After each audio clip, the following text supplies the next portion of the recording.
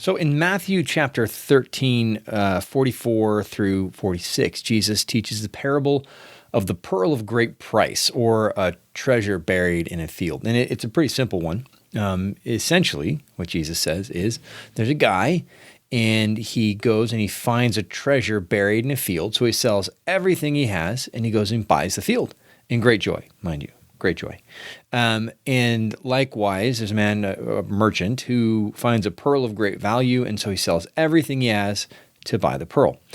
And it's one of those parables that you look at and you go, okay, well, this one's not super complicated.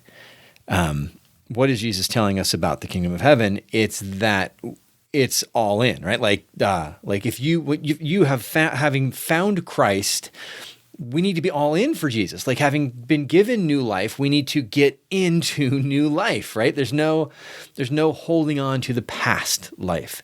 There's no sort of like diet Christianity, right? There's not like, well, I'm a Christian, but I also like to watch Game of Thrones for the storyline, right? Like, that doesn't work. Like, if something's immoral and sinful, then the posture of a Christian is, it's out of my life completely, right? Because I'm all in.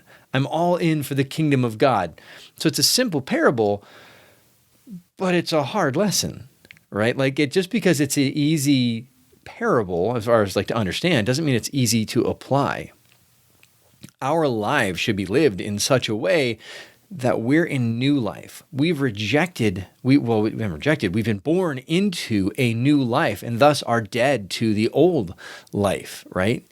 And anything that's offensive to God, we should be trying to, through His grace, eliminate from our lives. And so one of the things I've always tried to think about is, if God was sitting on the couch with me watching TV, what would His take be, right?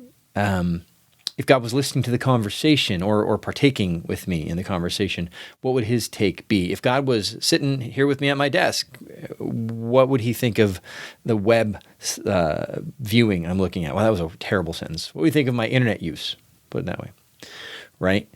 The desire of my heart should be that God creates a sensitivity in me to those things that offend Him. And the only way that that's going to happen is if I give Him permission to remove from my life all of those things that do offend Him. And I start being sensitive. I mean, a little overreactive, you might say. It was a little bit extreme, right? Exactly.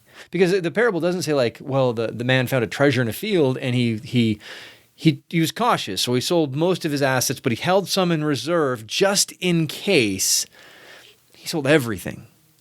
Everything. He was all in for this treasure in the field, right?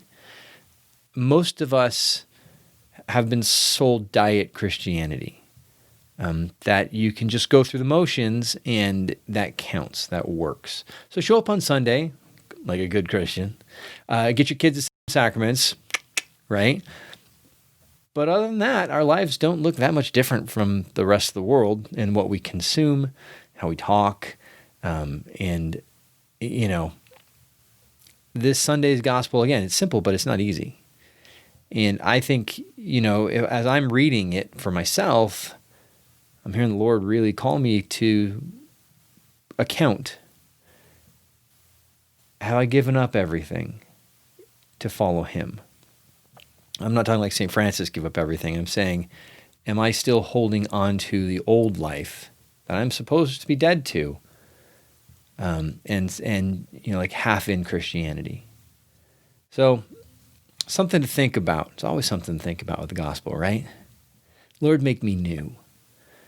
Lord, fill me with a joy and a zeal for new life in You, so that this idea of turning to You doesn't seem like I'm going to miss on so many things, but fill me with the joy of, I have life in You, and that life goes from now into eternity.